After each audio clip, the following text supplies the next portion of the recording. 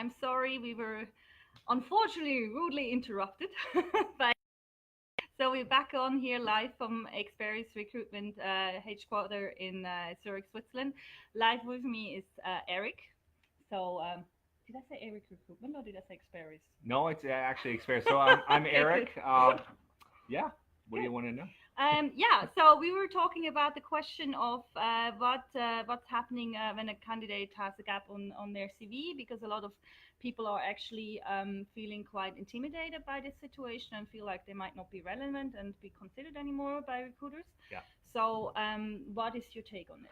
That's a really relevant question. So what you got to understand, people's careers actually take different paths. So I'll take myself as an example. Mm-hmm. I've actually had a career gap as well. I was able to identify, in my CV, there's obviously a career gap. Mm-hmm. What do you do in a position like that? I would tell every single person out there, just be transparent. You know what? People's careers and lives take different Mm-hmm. trajectories.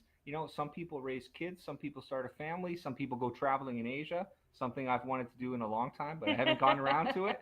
So, you know what? If I have a CV in front of me and I have someone that says, 2010 to 2015, I was working as, a project manager in, Mm-hmm. in, in some location, Mm-hmm. that's fine. And then I see the next job is 2017. Logically, what were you doing in that gap? There So is a question mark, basically. exactly. So what I always tell people is just be transparent. Tell in your CV, Mm-hmm. add that bullet point.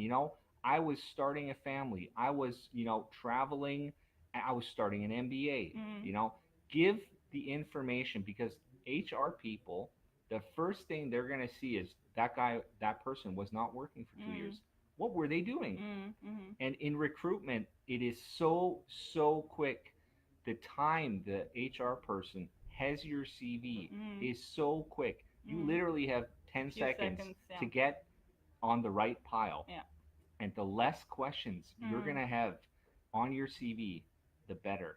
So So just give clarity, be transparent, and you know what? Just give them as much information, and you know what? If you're not comfortable sharing the fact that you haven't been able to find a job, you know mm, what? You can add there, I have been looking for work. There's nothing wrong with having a gap in your CV. even for 3 years. 3 years, you're gonna have to start thinking creatively. Start thinking creatively. You can say I was doing language lessons. Mm, You're not just sitting at home not doing anything. You're taking courses. mm. You're working on your language So capabilities. basically, this is showing the commitment level of on your interest and that you are actually working towards something to stay up to date with your skill set in this sense, Absolutely, right? absolutely. If I have someone where there's a very long career gap Mm-hmm. and I don't see it, or I see a returning mother returning Mm, into the mm, workforce, that's fantastic. mm, Someone who has a really good knowledge base and who can mm, actually bring a lot of value into a mm, company. mm, That person still has a skill set. mm. Maybe they haven't worked in the last few years, but ultimately they still can contribute. So, yeah, But obviously, in recruitment, I'm just doing a follow-up question here. Is sure. um, you're working commission-based, right? So Yes.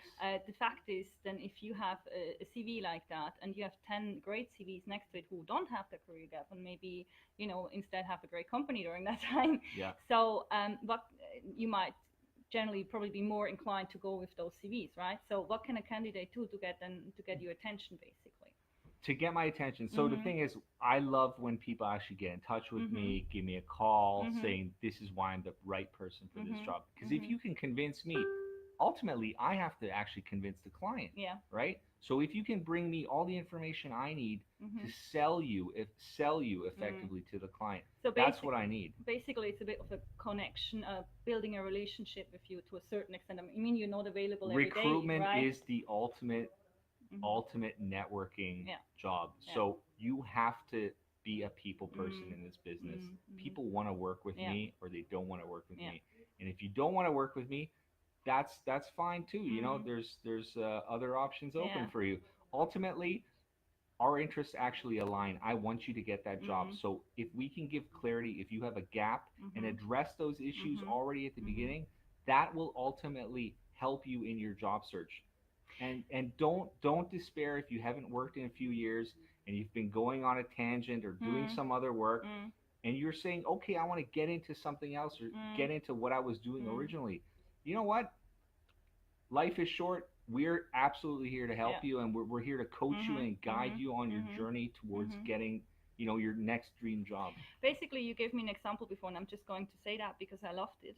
You said you spoke about a candidate that had been applying and had not had a job for 2 years, but he managed to build this personal relationship with you, basically, this connection, and you actually took the time to then put him more forward, give him more chances than you would have otherwise ever done, right? So, Absolutely. So I had I obviously won't name names no. in my business.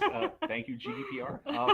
So I had a person reach out to me, Mhm. saying, what, I'm looking for work. I Mhm. haven't worked in, 2 years, Mhm. and I need to find work Yeah. because my unemployment insurance is running out Yeah. and I'm slowly, Yeah. you know, Getting a little bit in a getting in tricky a bad situation. situation. Mm. So, I had that person on the phone. I discussed, Mm. what is it they're able to actually Mm. contribute to an Mm. organization. Mhm. And the fact is that person actually went out of their way while they were not working to Mhm. learn German Mhm. because they had a plan to Mm. actually come here. Yeah. And Yeah. that person, ultimately, I met that person here in the office, Mhm. here at the Experis Mm. office.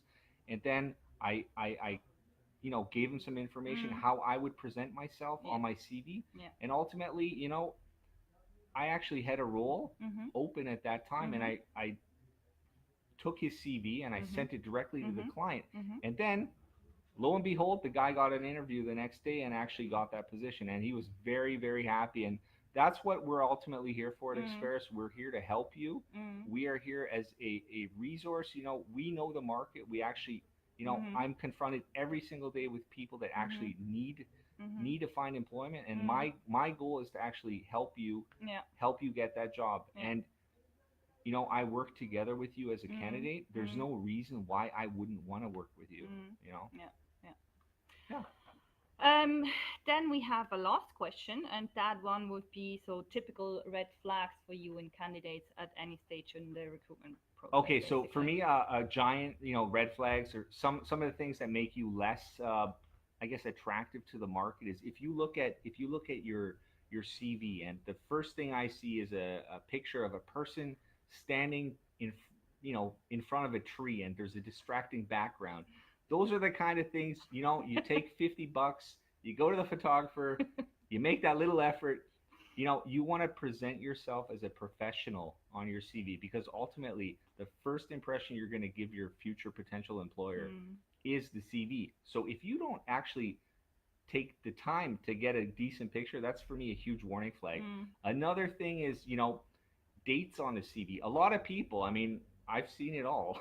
A lot of people, they end up looking at, you look at their CV and it says 2010 to 2015, and then 2016 to 2018, but they don't mention the months. So for me, the first red flag is like, why is that person not mentioning those months? So I would strongly urge you, if you are sending your CV for jobs in Switzerland, Mm. add the months, Be- because the less questions I have, the better. yeah, because from you, obviously, um, you're having a reputation to keep as a recruitment company to deal with your clients, which are obviously then the the employer that the candidate wants to work for, Yeah. and so you will send people that actually you trust, right? So that's why you said networking and connection building. Yes. And so obviously, and we talked before about the fact that the CV then goes to HR before it might goes to a hiring manager. Not in all cases, but sometimes Yeah. it goes.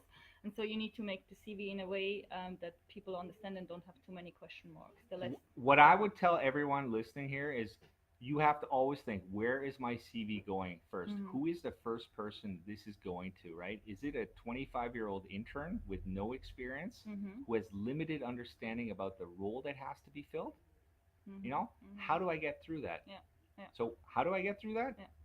Make yourself the right candidate. Mhm. And the way to do that is to either um, add relevant information. If you're Mhm. looking for a position as a project manager, Mhm. Mhm. and you're not listing, your certifications or which Mhm. project methodologies Mhm. you were working Mhm. under, those are all things that don't help you, right? Mhm. So you Yeah. want to make yourself the best person, Mhm. and the way to do that is just present everything in a clear, concise manner that's easy to follow.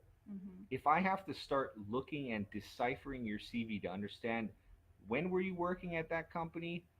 That's for me, that makes you less attractive as a candidate because the next person with a, you know, the perfect CV maybe has a little less experience, Yeah. but has a nicer looking formatted CV and actually shows everything clear. Mm-hmm. That person is someone I would tend as a recruiter to approach. Because it's less work for you, and it looks like they know what they're doing, and so they will be more easily also to be received by a client, and you trust them automatically more. What you have to understand is recruitment, our services are actually free Yeah. until we place you. Yeah. So my interests align with yours. I want you to get that job.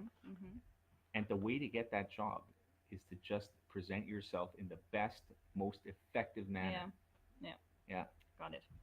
Okay, well, I think we had really great information here. I hope you liked it too, and you will hear back from us soon. Perfect. Thanks, everyone. Thank you so much for your Thank time. you. Thanks. Bye bye.